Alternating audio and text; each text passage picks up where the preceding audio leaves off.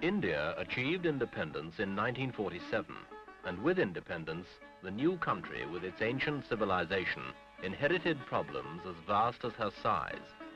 The government set about the task of making a democratic nation out of diverse peoples speaking hundreds of different languages. Their religion was one of love, love between husband and wife, love as a means of conquering self. Unworldly, they were called.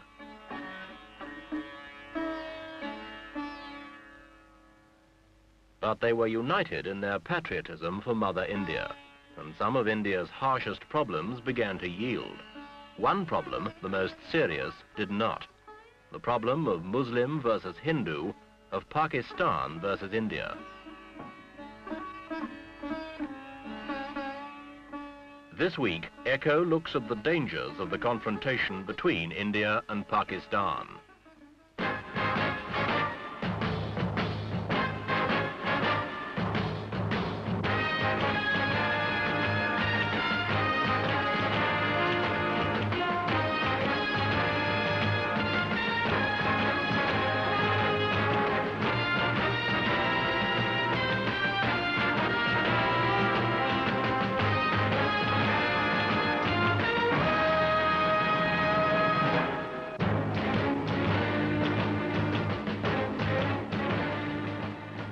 New Delhi itself, the capital of India, illustrates the achievements and the problems. A modern city, modern amenities, business life, shops, housing, employment, organization, the rule of law, care for the environment, planning, administration.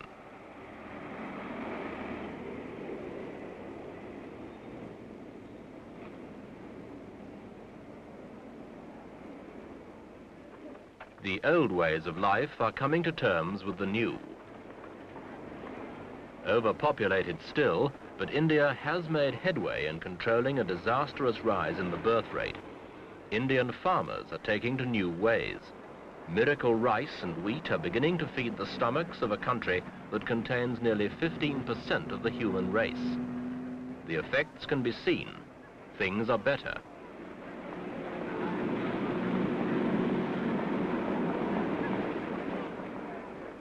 Street life continues. There is even a little left over for small luxuries. But each country, India and Pakistan, inherited a minority. Muslims in India, Hindus in Pakistan. Both are devout, often contradictory, but always unquestioning in their loyalties.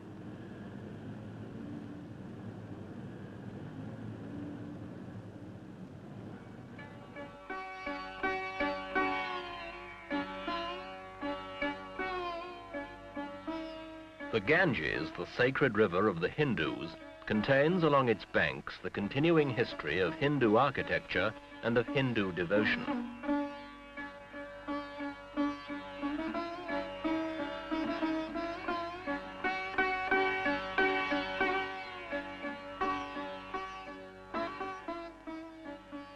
The devotion is to selfless love and to peace. The individual may achieve this.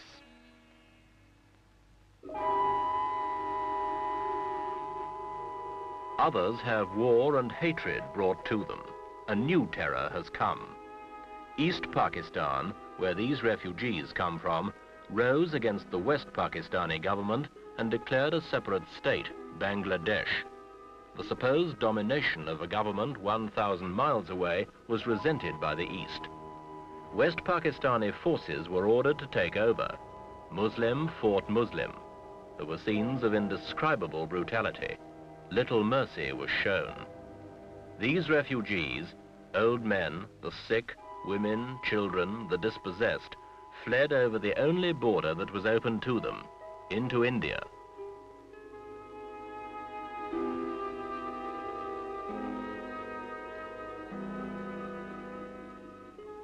They cannot go back.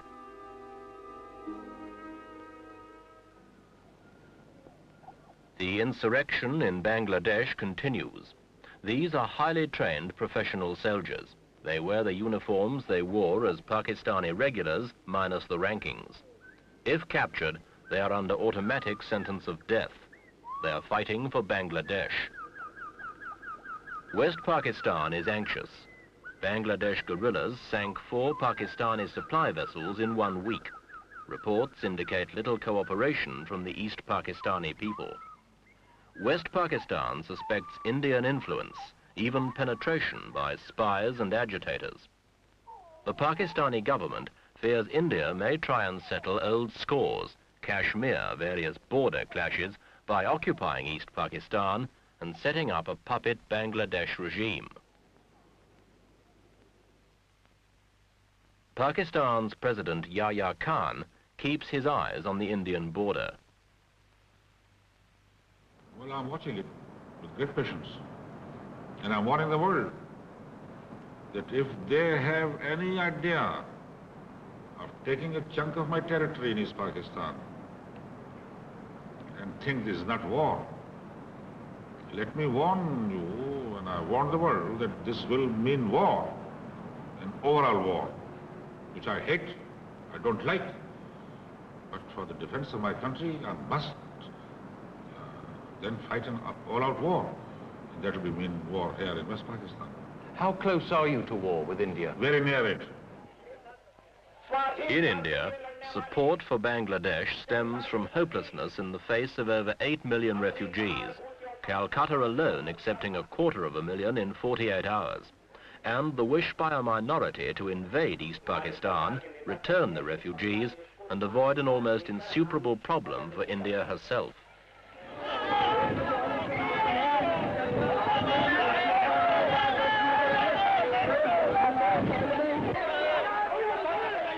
The police managed to retain control and try, wherever possible, to cool hot tempers, in line with the government's policy of Indian sovereignty and control within her own borders, while avoiding provocation to those outside.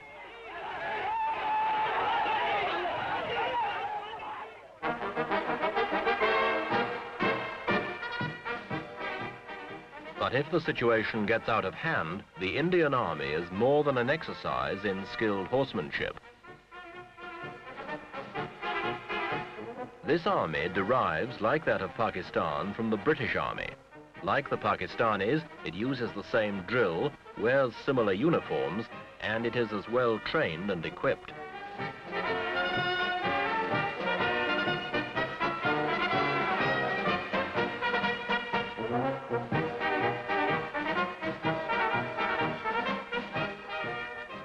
Should these two forces meet in combat, it will not be with ceremonial pomp. The pent-up anger and frustration of 20 years' struggle for national pride and development, the old issues, real or imagined, between Hindu and Muslim, Pakistani and Indian, would be likely to produce a spectacular clash which neither country could afford. Wars are more expensive than development. One extended battle can cost the equivalent of a new steel mill. The hard reality is that countries desperately struggling with the economic and social problems of modernization simply cannot afford wars.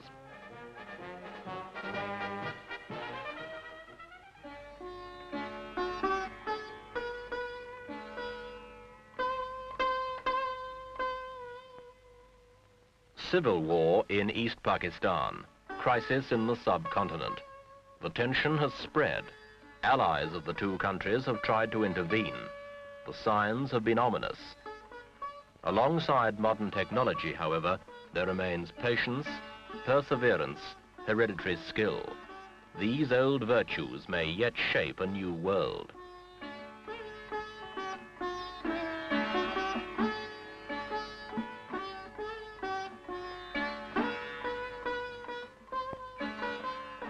It is difficult to counsel patience to a people who have suffered centuries of poverty, famine, and underdevelopment, both Indian and Pakistani. An outburst of frustration would not be hard to understand. In a situation that has not yet slipped beyond the control of the countries involved, the accumulated wisdom and strength of ancient civilizations may once again retrieve security and peace of mind.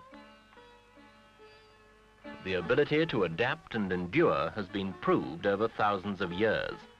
This may now be needed perhaps more than science and technology, in the way that lies ahead.